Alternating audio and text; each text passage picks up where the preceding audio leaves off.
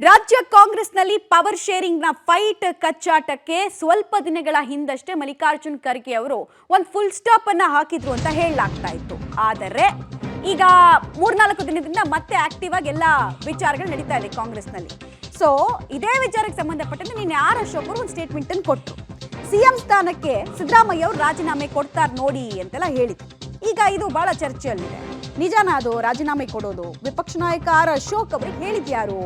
CM Siddaramaiah ಪಾಲಿಗೆ November deadline ಆಗುತ್ತಾ? ರಾಜಕೀಯ ವಲಯದಲ್ಲಿ ಚರ್ಚೆ ಆಗ್ತಾ ಇರುವಂತಹ ವಿಚಾರ ಯಾವ ರೀತಿ ಇದೆ? ನವೆಂಬರ್ ವರೆಗೂ ಮಾತ್ರ ಸಿದ್ದರಾಮಯ್ಯ ಸಿಎಂ ಆಗಿರ್ತಾರ? ಹಾಗಾದ್ರೆ ಸಿದ್ದರಾಮಯ್ಯ ಸಿಎಂ ಸ್ಥಾನಕ್ಕೆ ನವೆಂಬರ್ 15-16ರ ಡೆಡ್ಲೈನ್ ಅನ್ನ ಕೊಡಲಾಗಿದೆಯಾ? ಇದೇ ಡೇಟ್ಸ್ ಅನ್ನ ಪರ್ಟಿಕ್ಯುಲರ್ ಆಗಿ ಯಾಕೆ ಹೇಳಿದ್ರು ಆರ್ ಅಶೋಕ್ ಅವರು? ನವೆಂಬರ್ನಲ್ಲಿ ಸಿಎಂ ಬದಲಾಗ್ತಾರೆ, ಬರೆದಿಟ್ಕೊಳ್ಳಿ ಇದೇ ಡೇಟು ಅಂತ ಬೇರೆ ಹೇಳ್ಬಿಟ್ಟಿದ್ದಾರೆ. ಕಾಂಗ್ರೆಸ್ನಲ್ಲಿ ಹೊಸ ಚರ್ಚೆಯನ್ನ ಹುಟ್ಟು ಹಾಕಿದೆ ಆರ್ ಅಶೋಕ್ ಅವರ ಹೇಳಿಕೆ. ಇಷ್ಟು ಕರಾರುವಕ್ಕಾಗಿ ಹೇಗೆ ಹೇಳಿದ್ರು ಅಂತ ಇನ್ನು ಕೆಲವರೆಲ್ಲ ಹೇಳ್ತಾ ಇದ್ದಾರೆ.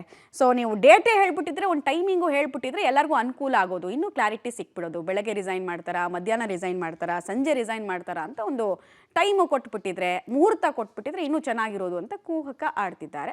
ಒಟ್ಟಿನಲ್ಲಿ ಏನೇ ಇರಲಿ, ಇದು ನಿಜಾನ ಸುಳ್ಳ ಅನ್ನುವಂತಹ ಚರ್ಚೆ ಮುನ್ನೆಲೆಯಲ್ಲಿದೆ.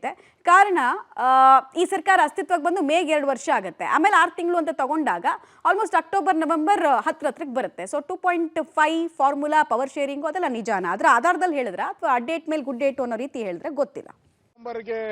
ಈ ಮ್ಯೂಸಿಕಲ್ ಚೇರ್ ಅವತ್ತು ವಿಜಿಲ್ ಬರ್ತೈತೆ. ಮ್ಯೂಸಿಕಲ್ ಚೇರ್ ಅಲ್ಲಿ ವಿಜಿಲ್ ಹಾಕಿದಾಗ ಟಕ್ ಅಂತ ಕೂತ್ಕೊಂಡ್ಬಿಡ್ಬೇಕು. ಆಗ್ಲೇ ಡಿ ಕೆ ಶಿವಕುಮಾರ್ ಒದ್ದು ಕಿತ್ಕೊಂತೀನಿ ಅಂತ ಅಸೆಂಬ್ಲಿಯಲ್ಲಿ ನನ್ನ ಮುಂದೆನೆ ಹೇಳಿದ್ದಾರೆ. ನವೆಂಬರ್ ಮೋಸ್ಟ್ಲಿ 15 ಅಥವಾ 16 ಇರಬೇಕು. ನಿಖರವಾಗಿ ನಾನು ಹೇಳ್ತಾ ಇದ್ದೀನಿ. ಅವತ್ತೇನಾನ ಅಮಾವಾಸ್ಯೆ ಪೌರ್ಣ, ಯಾಕಂದ್ರೆ ಇವರು ಡಿ ಕೆ ಶಿವಕುಮಾರ್ ಅಮಾವಾಸ್ಯೆ ಇದ್ರೆ ಪೌರ್ಣಮಿ ಇದ್ರೆ ಅವ್ರ ಅಧಿಕಾರ ತಗೊಳಲ್ಲ. ಚೇಂಜ್ ಆಯ್ತಾರೆ ಅಂತ ಹೇಳ್ತಾರೆ. ಚೇಂಜ್ ಆಗೋ ಪ್ರಶ್ನೆನೇ ಇಲ್ಲ. ಹೈಕಮಾಂಡ್ ಅವ್ರು ಏನ್ ತೀರ್ಮಾನ ಮಾಡ್ತಾರೆ ಅದಂತ ಮೊದಲು ಅವ್ರ ಪಕ್ಷ ಏನಾಗಿದೆ ಅಂತ ನೋಡ್ಕೊಳ್ಳಿ. ಸಿದ್ದರಾಮಯ್ಯನವ್ರ ಕಂಡ್ರೆ ಭಯ ಅವ್ರಿಗೆ. ಕಾಂಗ್ರೆಸ್ ಬಗ್ಗೆ ಟೀಕೆ ಮಾಡ್ತಾರೆ, ಬಟ್ ನನ್ ಕಂಡ್ರೆ ಭಯ ಅವ್ರಿಗೆ.